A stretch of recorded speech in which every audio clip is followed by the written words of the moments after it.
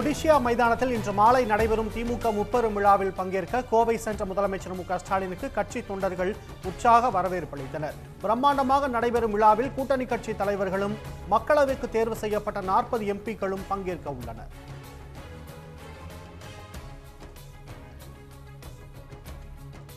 அதிமுக முன்னாள் அமைச்சர் எம்.ஆர். விஜயபாஸ்கருக்கு எதிரான 100 கோடி ரூபாய் நிலை மோசடி வழக்கு விசாரணை சிபிசிஐடிக்கு மாற்றப்பட்டுள்ளது.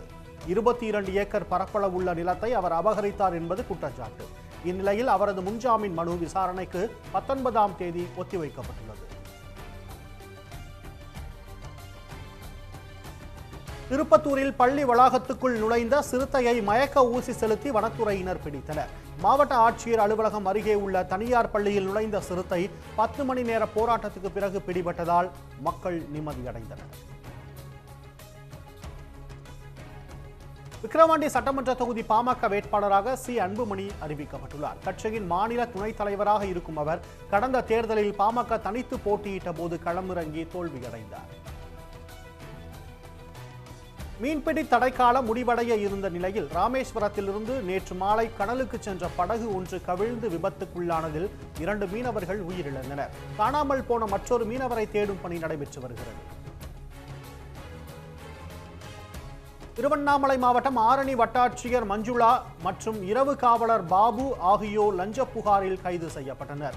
சொத்து மதிப்பு சான்றிதழ் பெற 10,000 ரூபாய் லஞ்சம் கேட்டதாக அளித்த புகாரின் பேரில் லஞ்ச ஒழிப்புத்துறை போலீசார் நடவடிக்கை எடுத்துள்ளனர். நாளை சுபமுகூர்த்த தினத்தையொட்டி தோவாளை மலர் சந்தையில் பூக்களின் விலை கடுமையாக உயர்ந்துள்ளது. கிலோ 600 ரூபாய்க்கு விற்கப்பட்ட மல்லிகை 2,000 ரூபாயாக உள்ளது. பிச்சிப்பூ 2,500 முதல் 2,800 ரூபாய் வரை விற்கப்படுகிறது. சென்னையில் ஆபரண தங்கத்தின் விலை சவரனுக்கு 440 ரூபாய் உயர்ந்து 53,640 ரூபாய்க்கு விற்கப்படுகிறது.